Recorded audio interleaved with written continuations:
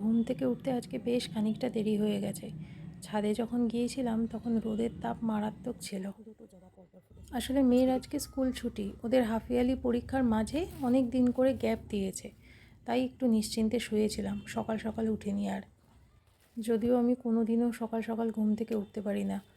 ওই কোথাও ঘুরতে টুরতে গেলে তখন সকালবেলা উঠলাম তো ঠিক আছে, না হলে এমনিতে মনে হয় কি করব, উঠে একটু শুয়েই থাকি। ছাদে এই যে যত ফুল হয়েছে, এই সব ফুল দিয়ে পুজো হয়ে যায়।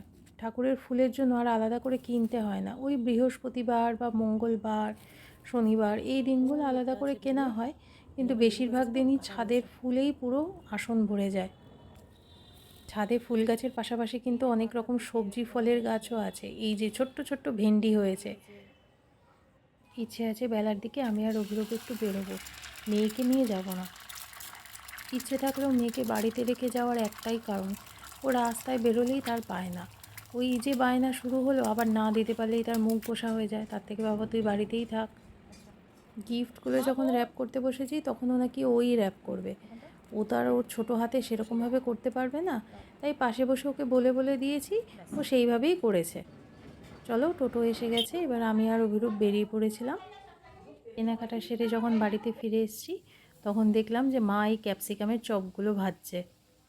আসলে প্রতিদিনই বিকেলবেলা বাড়িতে সবাই মিলে আসে, সবাই বলতে কাকি আসে, স্মিতা মাসি আসে, আর আমরা তো বাড়ির এতজন লোক, তো সবাই মিলে বসে না ওই একটু টুকটাক খাওয়া দাওয়া চলে, আর তার সাথে আড্ডা। বেশ ভালোই কাটে সময়টা। মুড়ি আর তার সাথে ক্যাপসিকামের চপ ভাজা, বেশ ভালোই লাগছিল। আজকে ছোটো কাকি আসেনি, শুধু মেজো কাকি ছিল, স্মিতা মাসি ছিল। সবাই মিলে গল্প করতে করতে সময়টা যে কীভাবে কেটে যায় বোঝাই যায় না। খাওয়া দাওয়া আর আড্ডার পর সবাই যখন ঘরে চলে গেছে, তারপর একটু ছাদে গিয়েছিলাম। ছাদে গিয়ে রাতের আকাশে এরকম চাঁদ দেখতে বেশ ভালোই লাগে।